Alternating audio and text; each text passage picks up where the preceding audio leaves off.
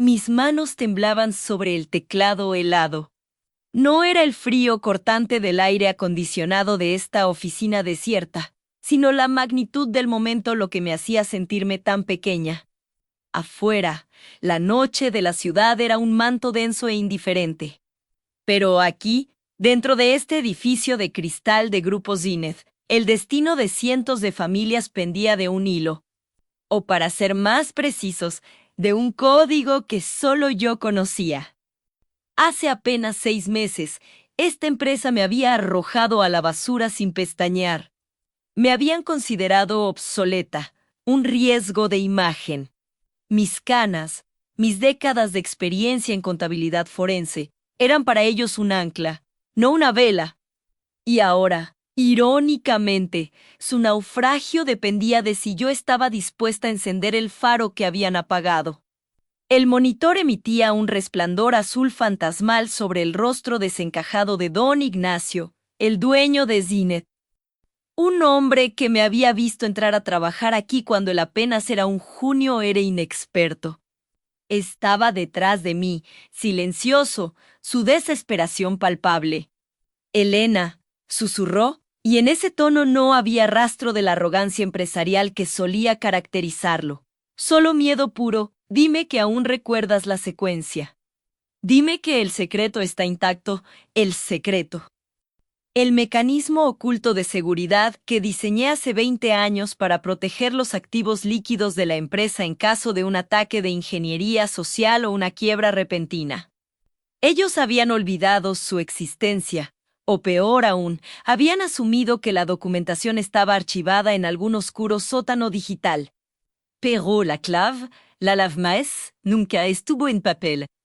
Estaba aquí, entre mis recuerdos, custodiada por mi mente. Respiré hondo, sintiendo el aire frío quemar mis pulmones. El olor a ozono y café rancio llenaba la sala de servidores. Para entender por qué yo, Elena Torres, estaba sentada a esta hora en este cubículo salvando a los mismos verdugos que me habían despedido, tenemos que retroceder. Tenemos que volver al día en que mis canas se convirtieron en mi condena. Yo no buscaba un trabajo por ambición, sino por necesidad. Durante 30 años había sido la roca financiera de mi hogar.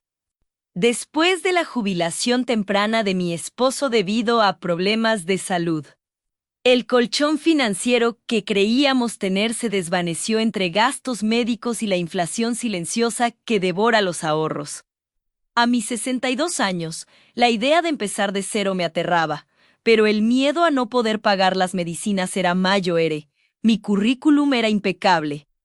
Contadora pública, especialización en reestructuración corporativa, 3 idiomas.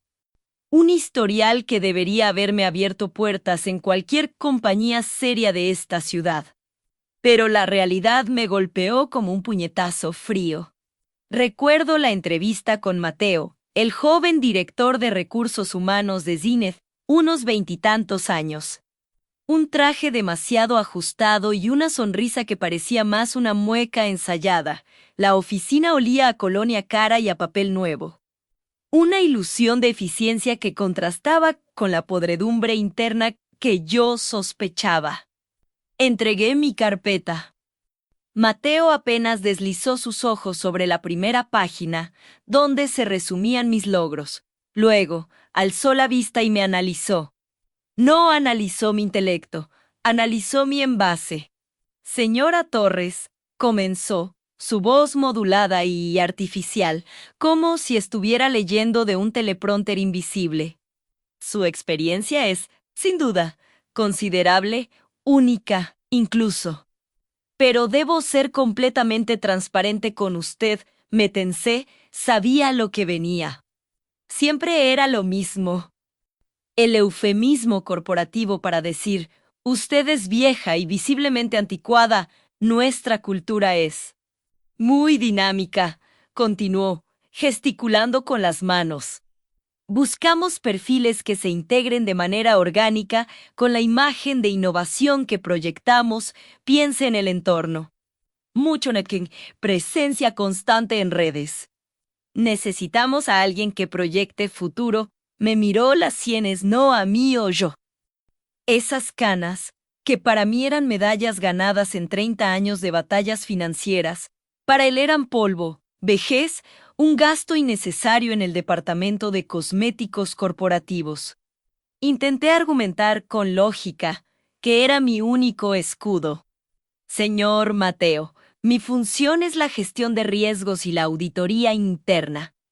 Mi valor reside en la prudencia y en la experiencia acumulada, no en la edad de mis publicaciones en redes sociales.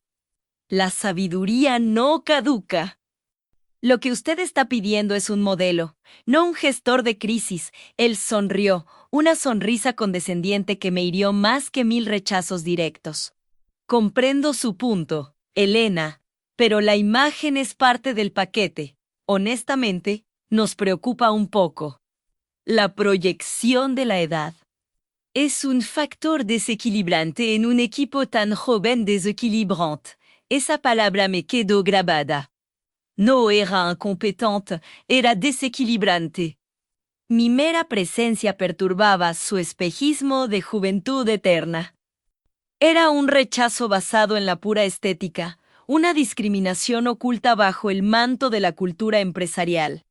Esa misma semana, el rechazo se repitió en otras 4 empresas de la misma manera, elegante y sutil. Me ofrecían puestos de asistente, de secretaria de baja remuneración, ignorando mis certificaciones y mi trayectoria.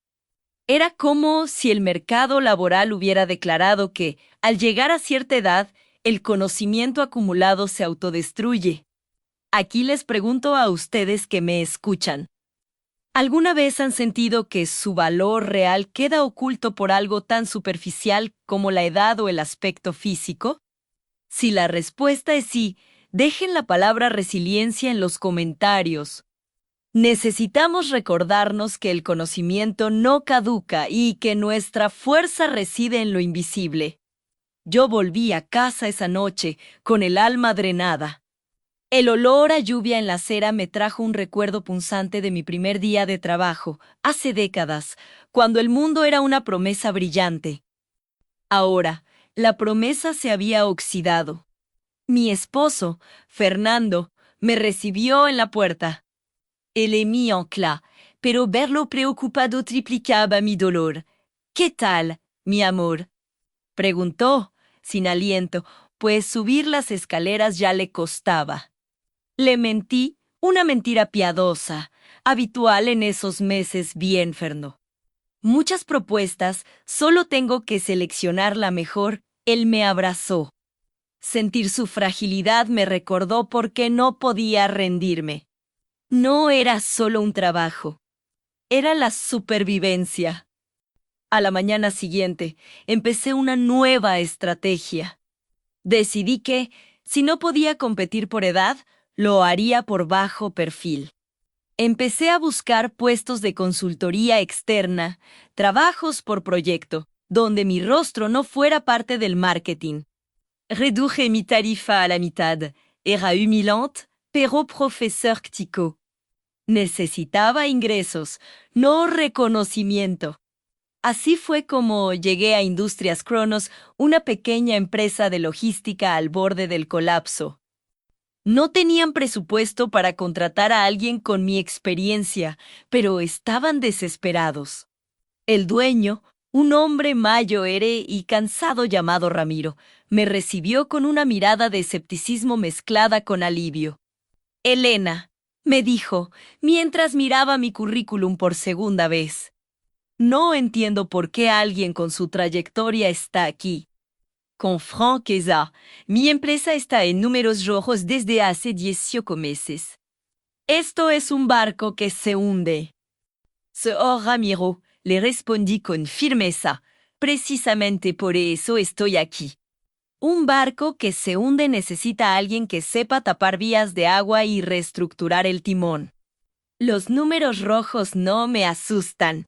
La insolvencia es un problema de estructura, no de magia. Me contrató por un sueldo mínimo, solo por proyecto, sin promesas de permanencia. Para mí, Era un puerto seguro temporal. El trabajo era agotador. Cifras y más cifras, contratos ambiguos, deudas ocultas bajo nombres ficticios.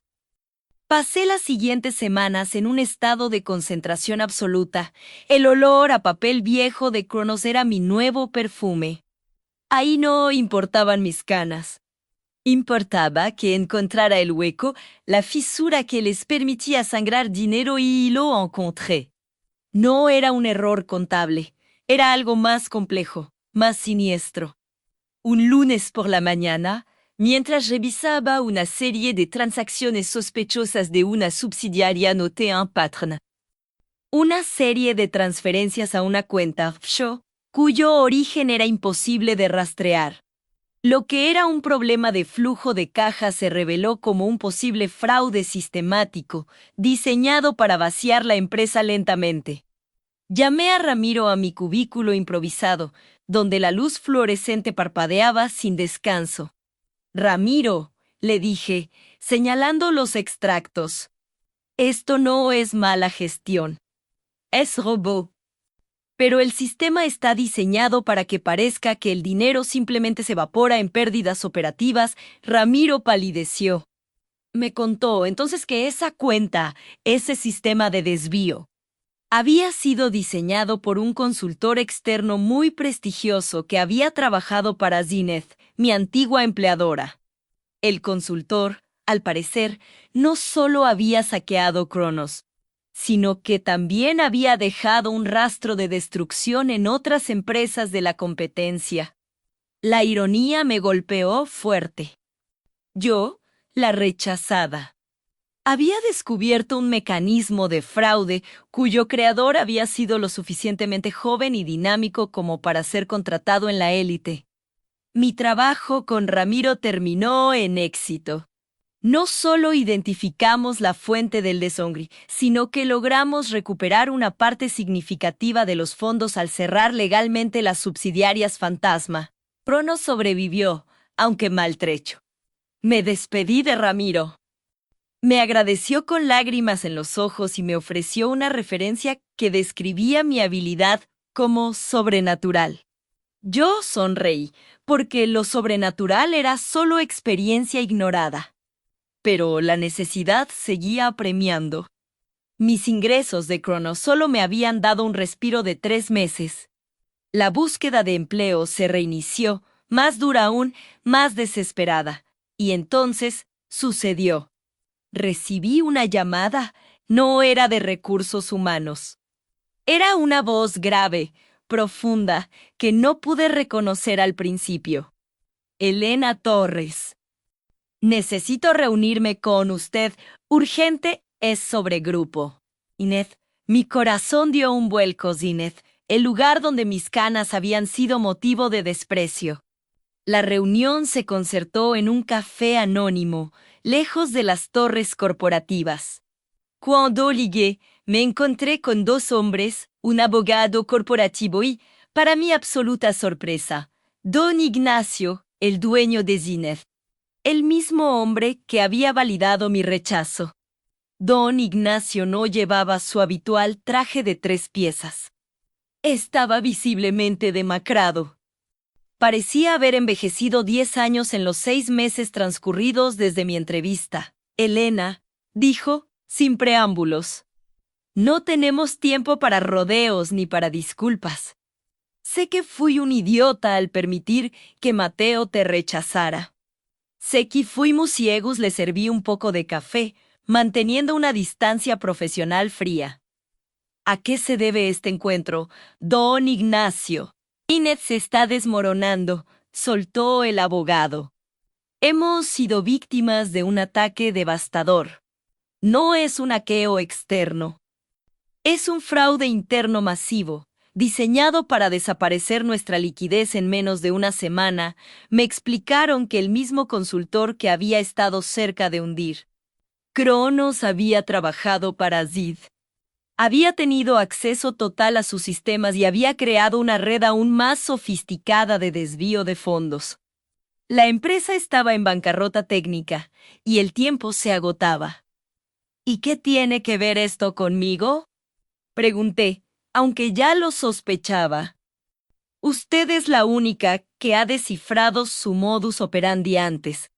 Usted encontró el patrón en Cronos, dijo don Ignacio, sus ojos buscando desesperadamente los míos.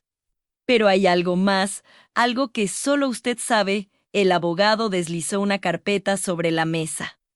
Contenía un informe interno de 2003.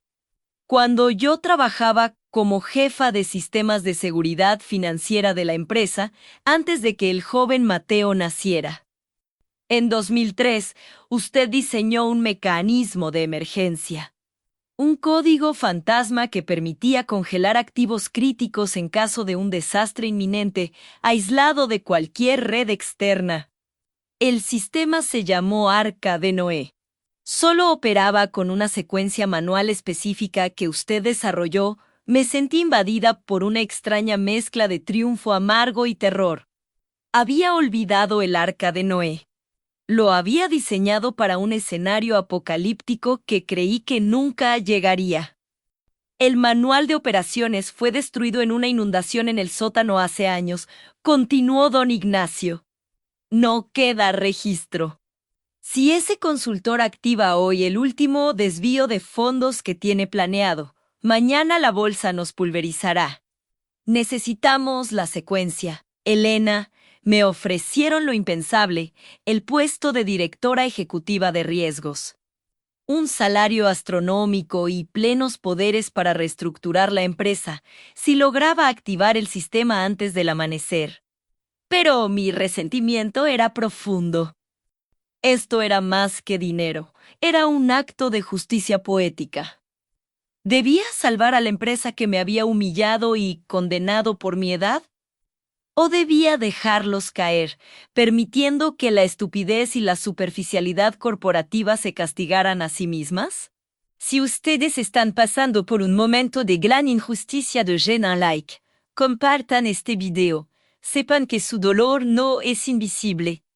A veces, la mayor revancha no es la caída del enemigo, sino el acto de usar nuestra luz para brillar sobre su oscuridad. Yo acepté, no por don Ignacio, sino por los cientos de empleados que no tenían culpa de la miopía de la gerencia. Y así llegué a esta fría sala de servidores de Zenith. Don Ignacio seguía de pie detrás de mí, su respiración era superficial. Elena, puedes hacerlo. Miré el teclado. Mi memoria es fotográfica cuando se trata de cifras, pero el Arca de Noé estaba enterrado bajo 20 años de información. Era un secreto muy bien guardado, incluso de mí misma. Cerré los ojos, tratando de invocar el estado mental de mi yo de hace 2 décadas. El sonido del ventilador del servidor era ensordecedor. Me concentré en el olor del viejo café, intentando recordar el código de acceso basado en una fecha personal. La fecha del nacimiento de Fernando, pero invertida y codificada con la fórmula Fibonacci que yo utilizaba entonces. Mis dedos se movieron, lentos, cautelosos. 1, 0, 3, 2, 8. Una pausa dramática. Un destello de recuerdo. Faltaba una letra clave, la inicial del banco matriz de esa época. La M, ingresé la secuencia. La pantalla permaneció estática. El aire se hizo irrespirable. No. No funciona, murmuró don Ignacio, y el pánico se apoderó de su voz. Una alarma digital comenzó a sonar, baja y persistente. No era el Arca de Noé. Era la señal de que el consultor externo había iniciado la fase final del drenaje. El último y definitivo golpe. Faltaban menos de 5 minutos para que el dinero se moviera irrevocablemente fuera del alcance de Zenith. Tenía que haber otra clave, un mecanismo oculto dentro del mecanismo oculto. Yo nunca diseñaba sistemas de seguridad sin UN por B y APAS de emergencia. Recordé que, en esa época, usaba un código de respaldo, basado en algo totalmente ajeno a las finanzas, algo que nadie buscaría. Una frase de mi libro favorito, el que leía a mi esposo cuando recién nos casamos. Mis dedos volaron sobre el teclado. No para ingresar cifras, sino una serie de caracteres en un campo que el sistema moderno ni siquiera reconocía como activo, la frase oculta. El conjuro digital para salvar a la empresa. Entonces, el pitido de la alarma se detuvo. Un silencio profundo cayó sobre la sala. En la pantalla, un mensaje en letra verde fosforescente, con la tipografía obsoleta que solo yo había programado, apareció Sistema Arca de Noé activado, activo CONGLADOS. El recurso está a salvo. Don Ignacio se desplomó contra el marco de la puerta, exhausto. Habíamos ganado la primera batalla, pero la guerra apenas comenzaba. Había salvado a Zinnet de la quiebra inminente, pero ahora me tocaba reconstruir la empresa desde las cenizas.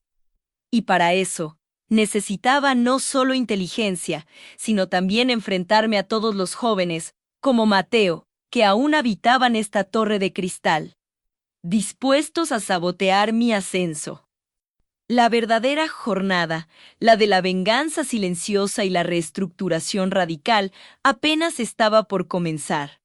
Me levanté del escritorio. El olor a ozono era ahora el olor a victoria. Don Ignacio, dije, mi voz resonando fuerte en el silencio de la sala. El arca está anclada. Ahora, a limpiar la casa. Mañana a primera hora, necesito la lista completa de directivos que participaron en mi rechazo. No vamos a reconstruir esta empresa con ciegos al timón. Don Ignacio, dije, mi voz resonando fuerte en el silencio de la sala. El arca está anclada. Ahora, a limpiar la casa.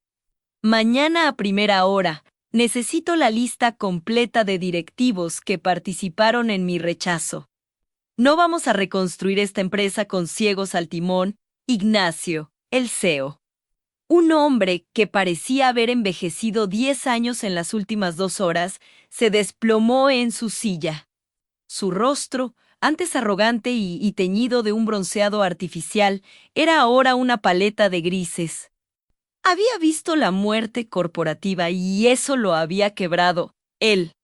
El personal de recursos humanos se encargará de eso. Señora, murmuró, incapaz de mirarme a los ojos. No, Ignacio, corregí, la dureza de mi tono cortando el aire estéril de la oficina. Usted se encargará, o mejor aún, yo misma. Quiero esa lista en mi escritorio antes del amanecer.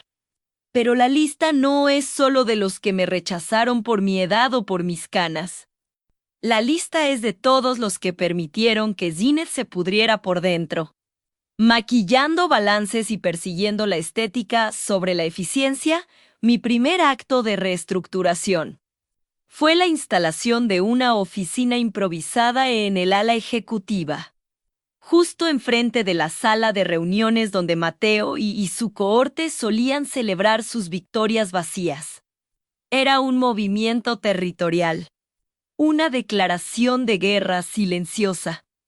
Yo no era una consultora temporal. Yo era la nueva vigilante, y mi escrutinio sería implacable. Zinnet, desde afuera, parecía una fortaleza de cristal y acero. Por dentro, era una fachada carcomida por termitas doradas. Los jóvenes ejecutivos que habían ascendido con base en redes sociales y discursos vacíos habían creado una cultura del secreto. Todos sabían que la empresa estaba enferma, pero nadie se atrevía a confesar el diagnóstico real por miedo a perder sus bonos anuales. Mateo fue el primero en intentarlo. El lunes por la mañana, vestida con un traje de corte impecable. Aunque de una sastrería de barrio y no de Milán, me senté en la silla principal de la mesa de juntas. El ambiente era de hostilidad congelada. Mateo, con su corbata de seda y su sonrisa demasiado perfecta, se apoyó en un proyector. Con todo respeto, señora, comenzó, usando esa palabra, señora, como un arma. Entendemos que su experiencia fue vital para solucionar la crisis de liquidez. Pero la reestructuración estratégica y la visión a futuro requieren una perspectiva moderna. Hemos visto sus reportes preliminares sobre la eliminación de 3 divisiones completas, eso es. Radical, necesitamos innovación, no recortes del siglo pasado y Siunapos A. Observé las reacciones de los demás directivos. Algunos asentían con nerviosismo. Otros, como el director de marketing, Javier, evitaban mi mirada, sintiendo el peso de la verdad inminente. Mateo, respondí, mi voz era baja, pero tan filosa como el cristal. La innovación sin cimientos es solo ruido caro. Y el ruido ha estado costando a esta compañía $12 millones al año. Esas visiones modernas de las que hablas, las que eliminaron la inversión en infraestructura básica para financiar una campaña de realidad virtual de 4 meses. Son la razón por la que estamos bebiendo agua de un pozo seco. Él se puso rojo. Esas campañas generaron vistas, Mateo, no ventas recurrentes. Y lo que es peor, desviaron la atención de un problema oculto en el corazón de nuestras operaciones, la obsolescencia de nuestra cadena de suministro en el Pacífico. Un problema que, si no corregimos en las próximas 6 semanas, hará que el rescate financiero de la semana pasada sea completamente irrelevante. La tensión era palpable. Yo había tocado el nervio más sensible, la verdad operativa. La verdad que ellos habían sepultado bajo capas de presentaciones en PowerPoint y jerga corporativa. Aquí es donde comienza el verdadero juego de ajedrez. No se trataba de salvar números. Se trataba de exponer la corrupción del ego. Yo había pasado mi vida construyendo y viendo fracasar imperios. Yo conocía los patrones de la decadencia. El olor a miedo en esa sala era el mismo que había olido en los años 90, en la crisis de 2008, y ahora, aquí, en Zenith. Si tuvieras que elegir, ¿preferirías la belleza temporal o la sabiduría eterna? La verdad a menudo está en Elea por ceniza, en los restos de lo que fue. Comenta, ceniza si crees que la experiencia siempre prevalece sobre la arrogancia juvenil. La reestructuración era un bisturí y yo no tenía miedo de cortar. Me di cuenta de que mi edad, esa misma característica que me había condenado en la entrevista, era ahora mi escudo y mi espada. Ellos veían mi cabello blanco y asumían lentitud y obsolescencia. Yo veía sus 20 y 30 años y asumía inexperiencia, ingenuidad y, lo más peligroso de todo, una fe ciega en la tecnología como solución universal. Mi primera tarea secreta fue encontrar el informe Fénix. Este era el apodo que le di internamente al documento, que contenía la verdad desnuda del estado financiero y operativo de Zenith. Un documento que, por ley, debía estar archivado, pero que había sido extraviado por la administración anterior para facilitar la venta de activos sin causar pánico en el mercado. Necesitaba un aliado. Y en ese universo de tiburones jóvenes, solo podía confiar en el eslabón más olvidado, la generación que, como yo, había sido marginada. Encontré a Elena en el piso de archivos. 65 años, 5 años más que yo, con unos anteojos de montura gruesa y una habilidad casi telepática para organizar el caos. Ella era la secretaria de la división de contabilidad durante 30 años. Degradada a la sala de archivos cuando la digitalización obligó a jubilar a los menos versados en las nuevas plataformas. Su escritorio estaba en un rincón oscuro, iluminado por una lámpara que parpadeaba. El aire era pesado, con el olor a papel viejo y el frío de la indiferencia institucional. Elena, le dije, acercándome sin preámbulos. Busco el informe Fénix. Ella no levantó la vista de la caja de cartón que estaba etiquetando. Su reacción no fue de sorpresa, sino de cautela. No sé de qué me habla, señora, dijo. Su voz era un susurro ronco, como el sonido del papel de lija. Sí, sabe, Elena. Es el informe que desapareció justo después de que el rector de operaciones anunciara su jubilación anticipada el año pasado. El que revelaba que la maquinaria de la planta de Veracruz tenía una vida útil restante de solo 6 meses, no 6 años como reportaron. Finalmente, levantó la mirada. En sus ojos había una mezcla de resentimiento y esperanza. Resentimiento por el sistema, esperanza de que alguien finalmente hiciera justicia. Ese informe fue digitalizado, señora. Debe estar en la nube. Yo solo manejo archivos físicos, los que no le importan a nadie, respondió, señalando la inmensidad de los anaqueles. Elena, sé que la nube se borra, y sé que el papel es la única verdad innegable en esta empresa. Usted es una guardiana. ¿Dónde lo guardaría si temiera que alguien lo quemara? Ella suspiró profundamente.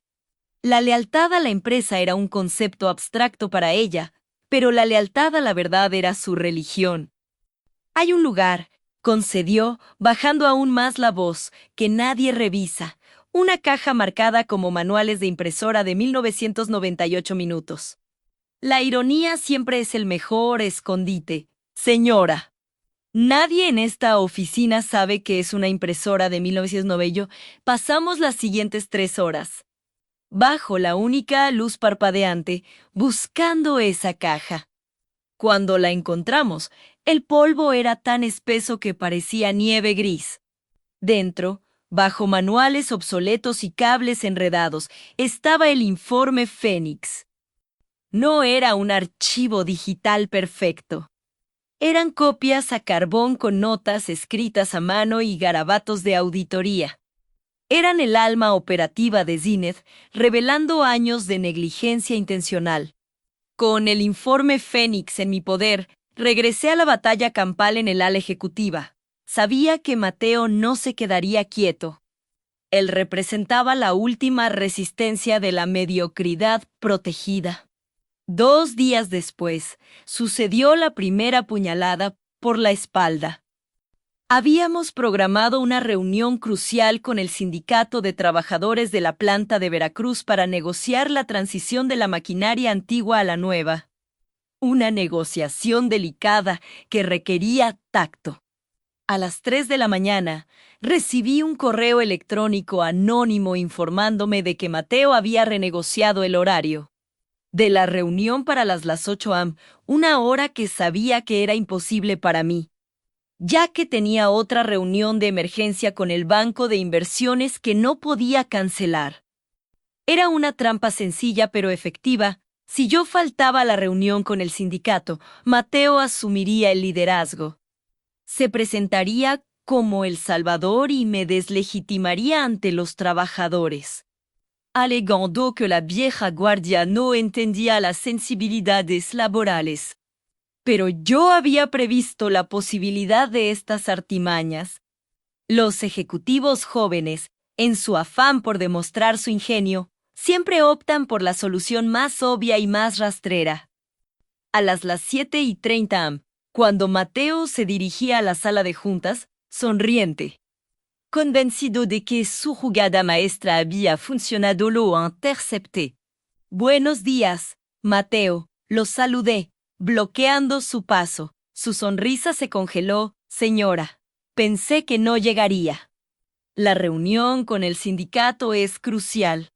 No se preocupe, puedo manejarla, estoy segura de que puedes, dije, entregándole una carpeta pesada. Pero no va a ser necesario que lo hagas. La reunión con el sindicato se pospuso y se reprogramó para las 10 am.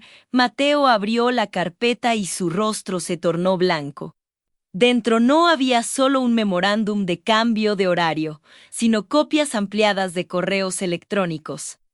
Correos que probaban que, hace 3 meses, Mateo había prometido al líder sindical A espaldas de la directiva, un aumento salarial del 20% a cambio de silenciar quejas sobre seguridad laboral. Esto es confidencial, tartamudeó.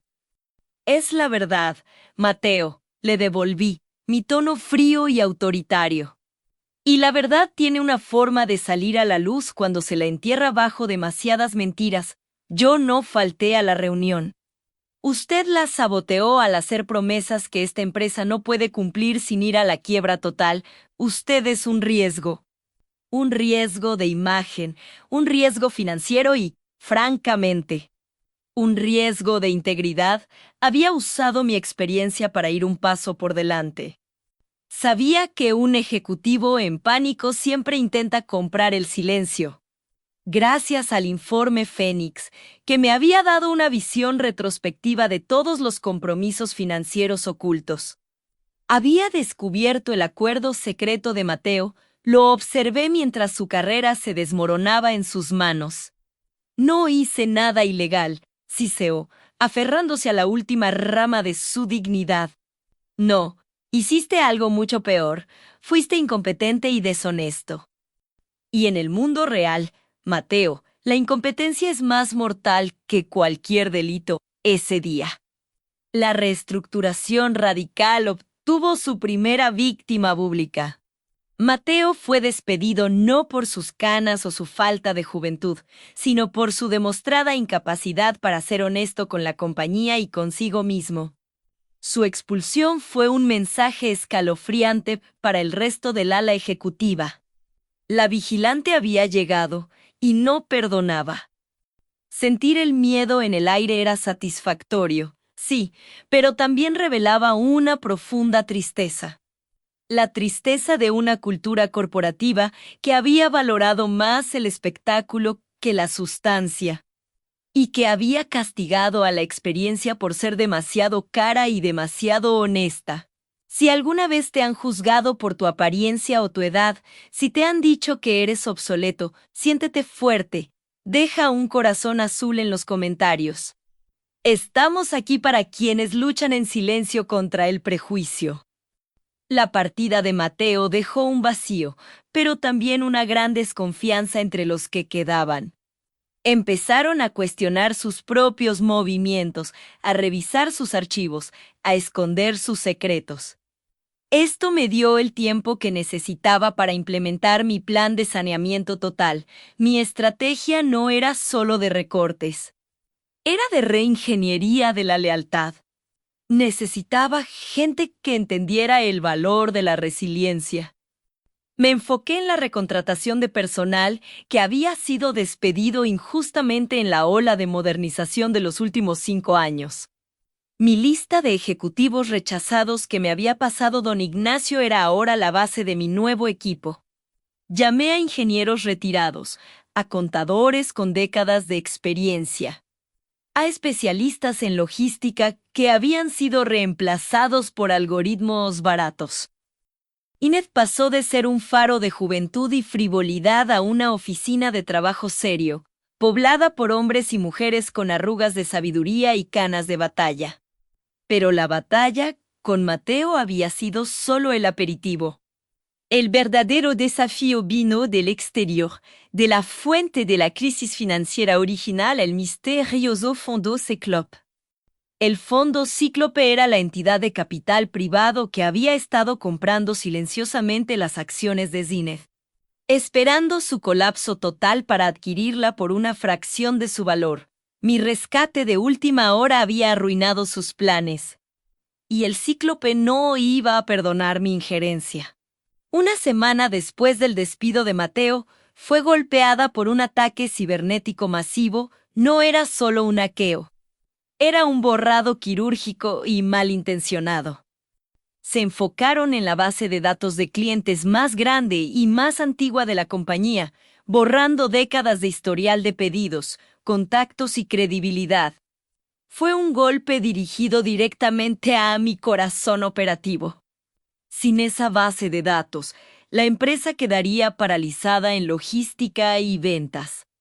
El pánico se extendió como un incendio forestal. Los jóvenes directivos que quedaban entraron en shock, hablando histéricamente de copias de seguridad en la nube y de la imposibilidad de recuperar los datos.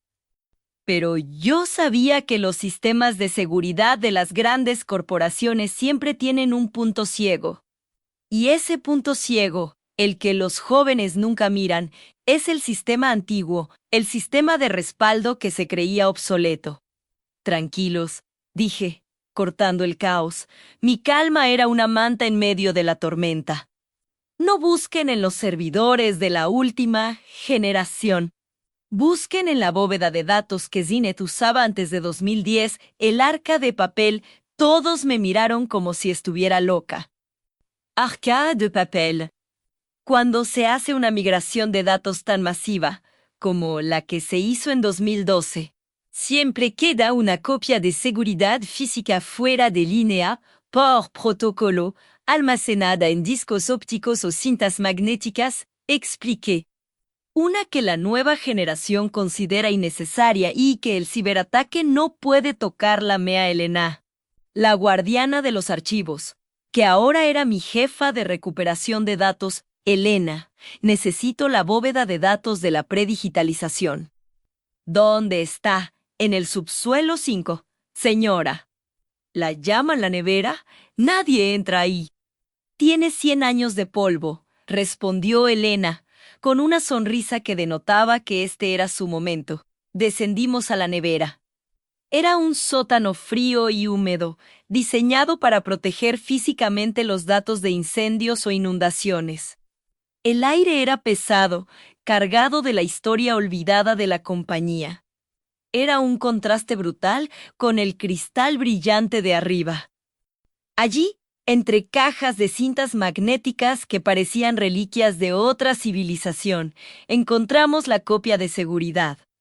Los jóvenes ingenieros se rieron nerviosamente. ¿Cintas magnéticas? Parecía un chiste. Pero mientras los expertos en ciberseguridad luchaban por reinstalar un sistema digital comprometido, nosotros, la vieja guardia de canas y experiencia, conectamos un lector de cintas obsoleto y comenzamos la lenta, pero segura, transferencia de los datos vitales. El proceso tomó 18 horas. 18 horas de tensión silenciosa. 18 horas donde el futuro de Zenith dependió de la tecnología que se había dado por muerta. Cuando los datos resurgieron, intactos, se sintió como un milagro. El ataque del fondo cíclope había fallado miserablemente porque, al igual que los ejecutivos jóvenes, ellos solo atacaron lo que veían como moderno y vulnerable, ignorando la sabiduría del pasado. Habían subestimado la necesidad humana de tener un plan de respaldo analógico. Esta victoria, sin embargo, nos dio una pista crucial. El ataque cibernético había sido demasiado preciso. Sabían exactamente qué bases de datos atacar. Esto solo era posible si el cíclope tenía un topo muy bien posicionado dentro de Zenith. Yo había despedido a Mateo, pero el verdadero traidor, el que jugaba para la competencia desde dentro, siguió a Occult, probablemente a alguien de mi lista original de rechazadores.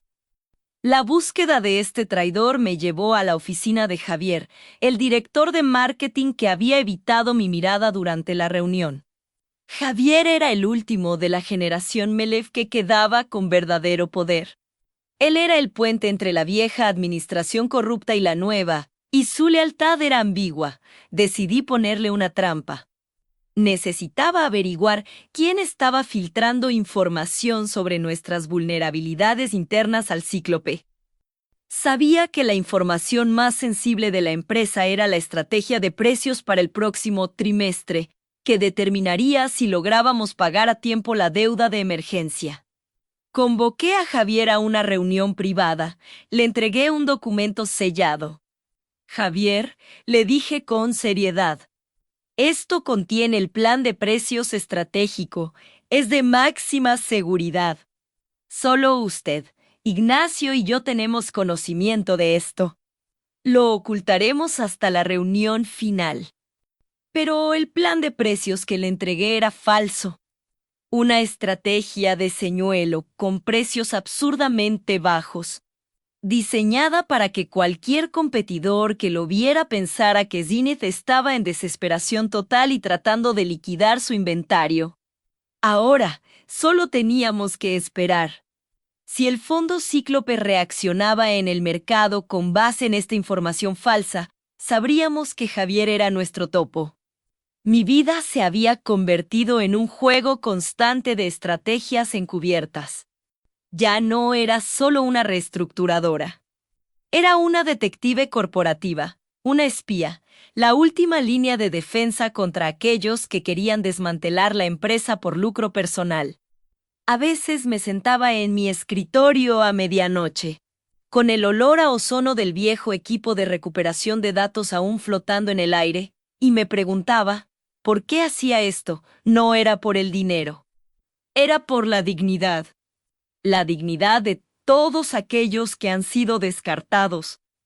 Un día, mientras estaba revisando los viejos registros de gastos de Javier, buscando alguna anomalía que pudiera confirmar mis sospechas antes de que la trampa diera frutos, noté un patrón peculiar. Él siempre usaba un servicio de mensajería muy específico para enviar documentos internos, uno que yo sabía que no era el estándar de Zenith. Un pequeño detalle, pero en mi línea de trabajo, los detalles son el mapa del tesoro. Para los que han llegado hasta aquí, les propongo un desafío. En algún momento de esta narración, mencioné una palabra clave que es el nombre de un objeto tecnológico obsoleto que usamos para salvar los datos. Si la encuentran y la comentan, sabré que tienen el mismo ojo para los detalles que yo. La sabiduría está en la observación. 2 días después, el Cíclope mordió el anzuelo. Lanzaron una campaña de rumores en la prensa financiera basándose en la información de mi señuelo, alegando que Zenith estaba liquidando activos a precios de risa, una clara señal de desesperación terminal. El objetivo era causar una corrida de ventas de acciones antes de que la verdad saliera a la luz. La confirmación era dolorosa, pero necesaria. Javier, el joven y carismático director de marketing, era el traidor. Lo convoqué a mi oficina. Esta vez no hubo reunión de grupo. Solo él, yo y la sombra proyectada por la luna a través del cristal. Javier, ¿por qué? Pregunté, mostrándole los recortes de prensa. Él no se inmutó al principio. Era bueno mintiendo. No tengo idea, señora. Competencia sucia. Tal vez no, dije, empujando la carpeta con el plan de precios falso. La competencia sucia no usa planes que solo usted vio. Este plan, Javier, es falso. Una cortina de humo y el Cíclope lo usó. Usted ha estado trabajando para ellos. Javier intentó negarlo. Se puso de pie, su voz elevada en una indignación fingida, alegando conspiración.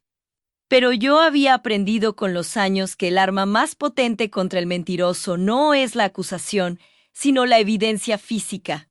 Abrí un cajón y saqué una vieja libreta de notas, algo que había estado en el escritorio de Elena. Usted siempre ha sido muy cuidadoso, Javier. Correos encriptados, reuniones fuera de la oficina. Pero hay algo que no digitalizamos.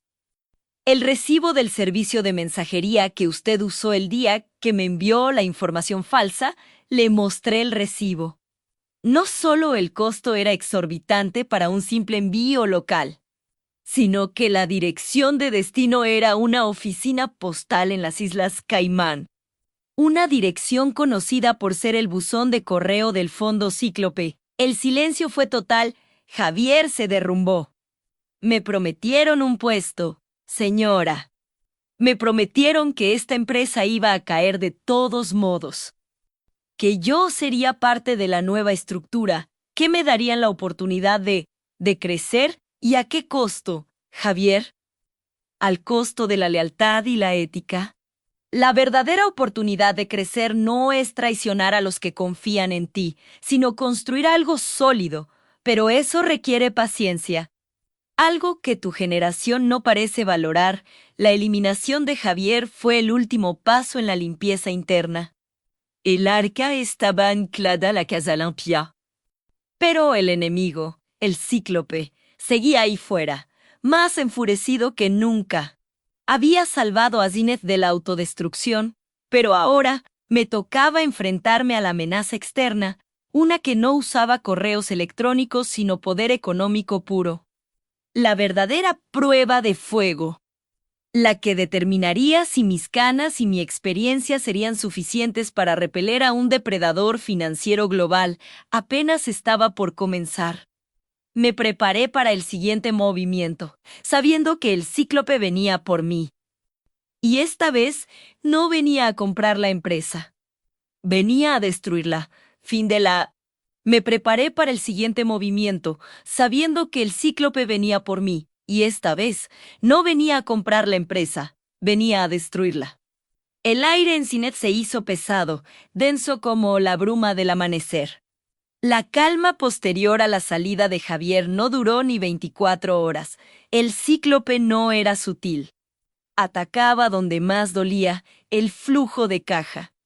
La señal inicial llegó a las 10 de la mañana del martes. Una llamada seca de nuestro principal banco. Habían revisado nuestra línea de crédito. Citaban cambios en la dinámica del sector y la reducían al 20% de inmediato. Un golpe de mazo que prometía ahogarnos lentamente. Cuando intentamos mover fondos a un banco alternativo, descubrimos el alcance de su influencia. Las puertas de crédito se cerraron. El cíclope había puesto una muralla invisible, un bloqueo financiero total. Nos están cortando el oxígeno, medilló Sofá, la joven directora financiera, con los ojos vidriosos por la frustración. Su juventud, que antes era una ventaja, ahora revelaba su inexperiencia en la guerra económica de trincheras. La miré, sus manos temblaban sobre el escritorio de cristal. Yo sentía el frío del acero bajo mi propia piel, pero mi rostro permaneció inexpresivo. No es oxígeno, Sofía, es sangre, corregí, mi voz baja pero firme. Nos están obligando a sangrar en efectivo. Saben que una empresa como la nuestra opera con márgenes ajustados y depende de la liquidez. Si no podemos pagar a los proveedores, no podemos producir. Si no producimos, morimos. Es un ataque por inanición. Mi experiencia, que tanto me había penalizado en las entrevistas de trabajo, ahora era nuestro único mapa en este campo minado. Yo había visto a los depredadores hacer esto en los 80, en los 90 y en los tiempos modernos. Los métodos cambian, pero la avaricia es eterna. Les ordené a los equipos que hicieran un inventario exacto de cada tuerca y cada centavo. Necesitábamos saber cuántos días de vida real nos quedaban si no entraba ni un solo ingreso. El número fue aterrador, 38 días de producción, si racionábamos el material esencial. El cíclope no tardó en asestar el segundo golpe. Una de nuestras mayores proveedoras de silicio, una empresa que nos había servido fielmente por 15 años, nos envió un correo electrónico lacónico. A partir de ahora, todas las órdenes debían ser pagadas en su totalidad por adelantado, cero crédito. Entendí que el cíclope no solo nos bloqueaba, sino que también sembraba el pánico entre quienes confiaban en nosotros. Era una campaña de difamación silenciosa, un rumor susurrado en los pasillos de la industria. Zineth está en problemas, aléjense de ellos. La oficina se transformó en un búnker. Las luces permanecían encendidas hasta la madrugada. El aroma a café quemado se mezclaba con el olor a papel viejo y miedo. Yo me sentaba en mi escritorio temporal, rodeada de documentos financieros impresos, algo que Sofía consideraba arcaico, pero yo no confiaba en los archivos digitales. Quería sentir el peso de la deuda en mis manos. Tienen que atacarnos donde somos fuertes, murmuré una noche, trazando patrones en una hoja de balance. Sofía, exhausta, se recargó en el marco de la puerta. ¿Dónde somos fuertes, Elena?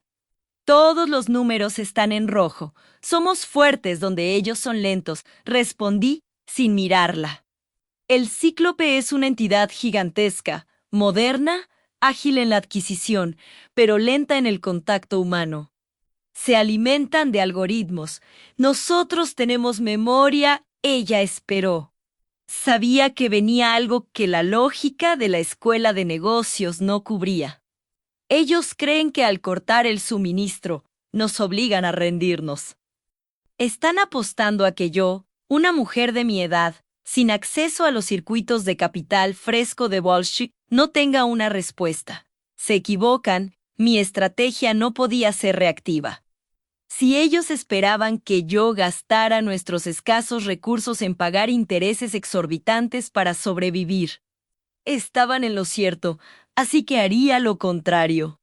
Vamos a dejar de intentar conseguir crédito en los grandes bancos, anuncié en la siguiente reunión de emergencia. No vamos a suplicar a los tiburones. Vamos a buscar a las sardinas. Hubo un silencio. El CEO de Zenith, un hombre joven y aturdido por la crisis, me miró como si estuviera loca. Elena, ¿a qué se refiere con sardinas? Preguntó. Me refiero a los pequeños. A las empresas familiares, a los proveedores de nicho que el cíclope ni siquiera ha notado. Los que han sido maltratados por los grandes bancos y que valoran la lealtad y la palabra, expliqué. Voy a usar mis contactos, esos que construí durante 40 años. Cuando hacer negocios significaba mirar a alguien a los ojos, no firmar un EULA. El secreto que guardaba mi experiencia no era el acceso a la tecnología del mañana, sino la habilidad de usar las reglas olvidadas del ayer. Esa noche, inicié la Operación Sardina. Fui al archivo oculto de mi memoria, donde guardaba los nombres de personas con las que había trabajado en los 70 y 80. Gente que ahora dirigía pequeñas fábricas de componentes en el interior del país o que tenían pequeñas fortunas privadas basadas en la industria real, no en la burbuja financiera. Marqué un número que no marcaba en 20 años. Esperé, el corazón latiéndome con la emoción de un riesgo calculado. Me contestó una voz áspera y familiar, don Ernesto. Era dueño de una fundición de precisión que yo había ayudado a salvar de la quiebra en 1985. Elena, ¿eres tú? Pensé que te habías retirado a un balneario en la costa, dijo con una risa de papel de lija. Ernesto, necesito tu ayuda. No para Zenith, sino por la vieja guardia, dije, omitiendo los detalles corporativos. Le expliqué la situación de manera concisa a Depredador, una amenaza a la industria nacional y la necesidad urgente de mantener viva la línea de producción. Ellos están pidiendo que les paguemos por adelantado. No podemos hacerlo sin quebrar, le expliqué. Necesito un suministro constante de aleaciones de alta resistencia para los próximos 90 días. Y te pagaré con un pagaré a 120 días más un 20% de interés sobre el precio de mercado. Es un riesgo para ti, lo sé, pero si Zenith cae, el cíclope estará en tu puerta la semana siguiente. Hubo un silencio largo, lleno de la resonancia de nuestra historia compartida. Podía casi oler el humo del taller de don Ernesto a través del teléfono. ¿Qué tan seguro estás de que puedes ganar, Elena? Preguntó finalmente, tan segura como el sol sale al este. Pero si perdemos, yo pierdo mi reputación. Y tú pierdes tu dinero, respondí con brutal honestidad. No podía mentirle a un hombre que me había enseñado el valor del acero. Las canas que tienes no se ganan en la playa, bromeó.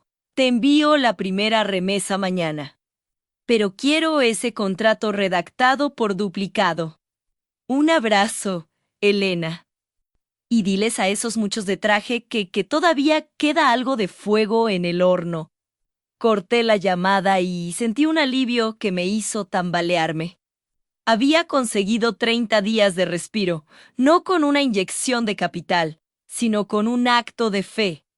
La operación Sardina nos dio la capacidad de respirar, pero la presión de El Cíclope no cesaba. Habíamos mitigado la crisis de proveedores, pero la amenaza real era más profunda, la moral. Vi cómo la crisis comenzaba a mellar la confianza de los empleados más jóvenes. Oían los rumores, veían las noticias sobre la caída de las acciones y se preguntaban si no debían buscar seguridad en otra parte. La incertidumbre es un veneno lento. Y El Cíclope lo inyectaba a diario a través de artículos de prensa anónimos que criticaban la gestión obsoleta de Zinnet. Una mañana, al pasar por el área de ingeniería, escuché un fragmento de conversación que me golpeó como un puñetazo. Dicen que la señora con el pelo blanco es la única que sabe qué está haciendo, pero sus métodos son de otra era. Si no conseguimos capital, ¿de qué sirve saber quién te debe un favor de hace 30 años? Me detuve en seco, la duda era justificada. Ellos no veían la historia, solo veían el presente digital. Necesitaba inyectarles no solo suministros, sino esperanza. Decidí hablar con ellos, no desde la sala de juntas, sino desde el corazón de la producción. Reuní a los ingenieros del proyecto Fénix, nuestra joya de la corona, una tecnología de energía renovable que El Cíclope codiciaba. El líder del equipo, un brillante ingeniero llamado Ricardo, me miró con escepticismo. Señora Elena, no queremos mentiras. Las acciones han caído un 40%. ¿Vamos a poder pagar la nómina el próximo mes? Preguntó Ricardo, directo. Me paré frente a ellos, sintiendo el aire acondicionado frío contra mis mejillas. No les ofrecí un plan de negocios, les ofrecí una guerra. Voy a ser honesta. Sí, estamos en peligro. El Cíclope nos quiere muertos porque somos un obstáculo para su monopolio. Nos están presionando porque saben que el proyecto Fénix es la clave para cambiar la matriz energética de la región y ellos quieren ese cambio bajo su control. Me quité los anteojos, buscando la conexión directa. Ustedes, jóvenes, están acostumbrados a la velocidad, a las respuestas instantáneas. Yo les digo que la resiliencia no es rápida, es profunda. Lo que ven ahora es oscuridad, pero les prometo que cada cana que ven en mi cabeza es una cicatriz de una batalla que gané. No tengo miedo de este tipo de guerra. Conozco el manual de jugadas de estos buitres. Les conté, sin adornos, sobre el ataque de los bancos y como don Ernesto, con un apretón de manos de hace décadas, nos había salvado. Ellos creen que el poder es el capital, enfaticé. Yo creo que el poder es la conexión humana. El verdadero secreto de Zinnet no está en sus patentes, está en su ética. Y esa ética tiene raíces viejas. Vi en los ojos de Ricardo una chispa, la comprensión de que esto no era solo una lucha corporativa, sino una lucha de valores. Pero, señora Elena, intervino otra ingeniera. Si conseguimos los materiales, ¿cómo evitamos que intenten robarnos la tecnología? Dicen que están llamando a nuestros mejores desarrolladores con ofertas triplicadas. Ahí estaba el tercer golpe. La desestabilización del talento no lo evitamos. Nos anticipamos, respondí con una sonrisa que no llegó a mis ojos. Si el Cíclope está intentando comprar a nuestros ingenieros, significa que le tienen miedo a lo que están construyendo. Vamos a hacerles temer aún más. Les presenté mi plan de contingencia. Moveríamos la infraestructura crítica de Proyecto Fénix a una ubicación secreta.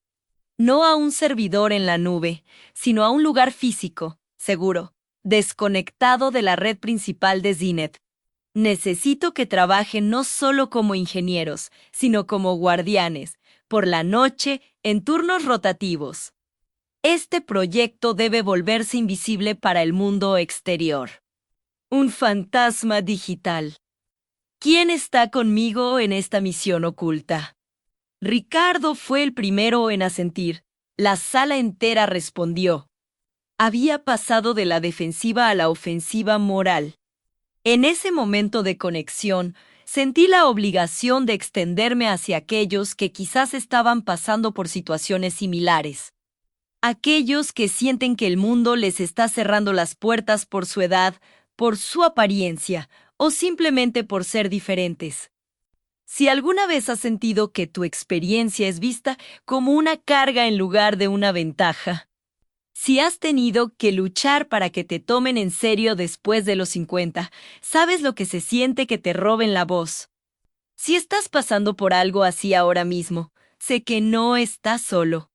Tómate un momento, respira hondo y comparte esta historia con esa persona que necesita recordar su propio valor.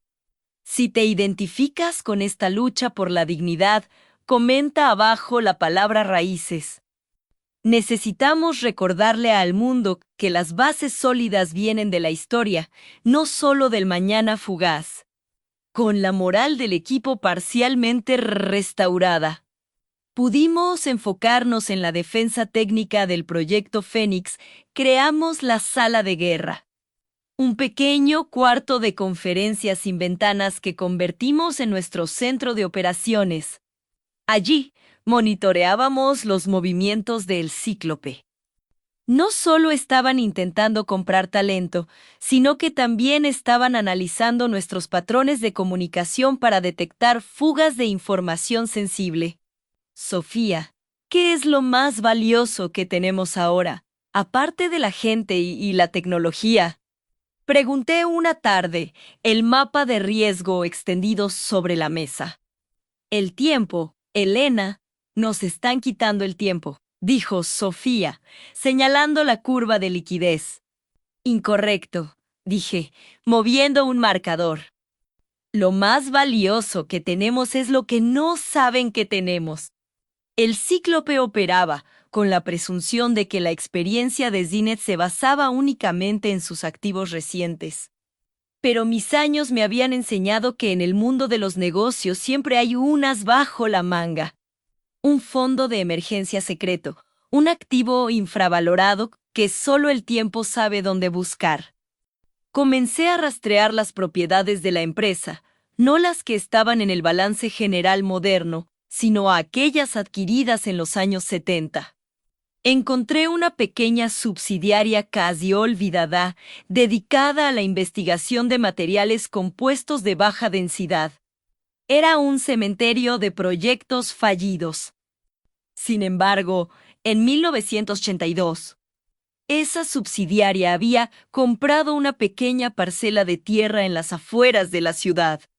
Un terreno que se creía sin valor, destinado a una posible expansión que nunca ocurrió. Revisé los planos originales, amarillentos y doblados. El nombre del lugar, El Escondite. Era una referencia a un viejo chiste de la época, sobre dónde enterrar los fracasos. Llamé a un abogado de bienes raíces de mi generación, un hombre que no se asustaría por la palabra secreto. Necesito que rastrees la titularidad de El Escondite, le pedí. 3 días después, el informe llegó.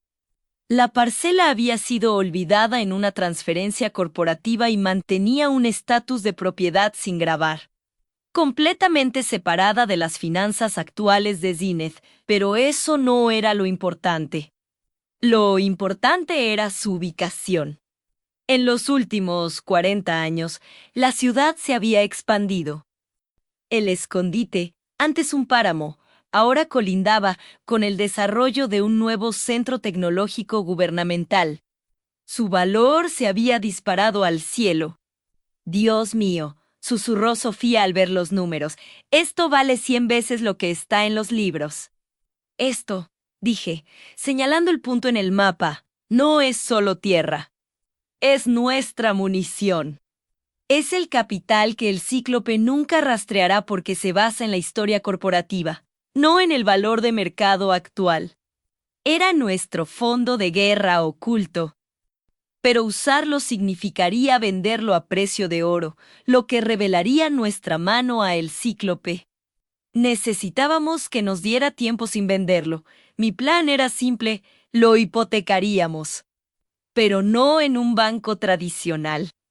Contacté a un fondo de inversión privado en Suiza que había conocido a través de un socio en una fusión fallida hacía 15 años. Ellos valoraban la discreción por encima de todo. Les ofrecí el terreno como garantía por un préstamo a muy corto plazo, con un interés alto, pero con la condición absoluta de que la transacción se mantuviera herméticamente sellada. Un acuerdo de caballeros entre sombras. El dinero llegó una semana después, una inyección de liquidez limpia y secreta que nos permitió pagar la nómina a tiempo y, crucialmente, pagar al proveedor de silicio por adelantado. Cuando el Cíclope vio que Zenith no se había derrumbado como esperaban al final del mes, se confundieron. ¿Cómo lo hicieron? Decían los reportes de inteligencia que filtrábamos. Zenith no tenía reservas líquidas. Alguien debe haber intervenido. ¿Quién? Nosotros éramos un fantasma financiero. Pero la guerra no se ganaba con una simple inyección de capital. El Cíclope redobló su apuesta, pasando de la guerra financiera a la guerra de la reputación. Comenzaron a circular noticias falsas sobre fallas en la cadena de producción de Zine. Un artículo particularmente virulento citó fuentes anónimas que afirmaban que la vieja guardia estaba llevando a la empresa a un callejón sin salida, con decisiones emocionales. Están intentando enfrentarme a ustedes. Les dije a los ingenieros del proyecto Fénix, quieren que duden de mi juicio. Mi desafío ahora era mantener a flote la imagen de la empresa mientras librábamos una guerra secreta por su supervivencia. El Cíclope cometió su error fatal al intentar tocar nuestro activo más sensible, nuestro futuro. Una tarde, Ricardo me llamó a la sala de guerra. Había detectado actividad inusual. No era un ataque directo, sino un sondeo sofisticado a través de nuestra red de seguridad. Estaban buscando el proyecto Fénix. Alguien intentó forzar una puerta de servicio a través de un servidor proxy en Asia, explicó Ricardo, señalando un diagrama de flujo rojo en la pantalla. Están buscando el rastro de la transferencia de datos. El Cíclope no sabía que los datos más sensibles no estaban en línea. Los habíamos movido, físicamente, a el búnker, una pequeña oficina de almacenamiento segura en el escondite. Desconectada, segura y bajo llave. Vamos a darles lo que quieren, dije, una idea peligrosa formándose en mi mente. Vamos a alimentar al depredador con carnada envenenada. La estrategia era arriesgada, casi teatral. Diseñamos un señuelo. Una versión falsa del código fuente de Fénix, lleno de errores de programación y trampas digitales, que parecía contener la esencia del proyecto, pero que en realidad era inútil. Ricardo me miró, asombrado. Esto es peligroso, Elena, si se dan cuenta. Si se dan cuenta, significa que ya lo habrán robado, dije con frialdad. Necesitamos que lo roben. Necesitamos que gasten tiempo, recursos y reputación en algo que no sirve. Así es como un general Mayoere gana una guerra contra un ejército más grande. Lo agota obligándolo a perseguir fantasmas.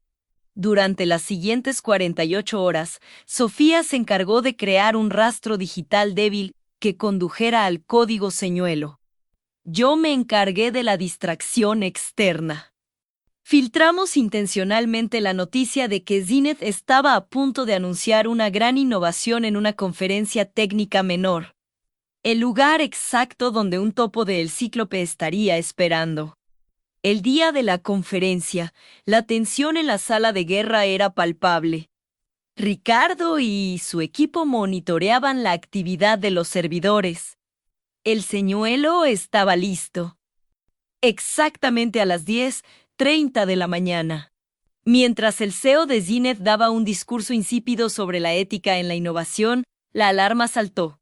«Lo tenemos», exclamó Ricardo. «Están extrayendo el paquete de datos del señuelo». Parece que lo consiguieron a través de un ataque de phishing muy dirigido a un ex empleado. En ese momento, supimos que el cíclope había mordido el anzuelo, consumiendo la información falsa. Se llevarían ese código, lo analizarían y, convencidos de haber destruido nuestro proyecto, relajarían la presión financiera para enfocarse en la ingeniería inversa de algo que no funcionaría. Era el momento de ganar tiempo, no de ganar la guerra. El cíclope se había retirado temporalmente, creyendo que tenían en sus manos la llave de nuestra destrucción, sin saber que solo habían robado una caja vacía disfrazada. La verdadera prueba de nuestra resiliencia, la de mi experiencia y la de la lealtad de la gente, no era solo sobrevivir a este ataque. Era usar este tiempo ganado, este precioso respiro, para construir la verdadera ofensiva.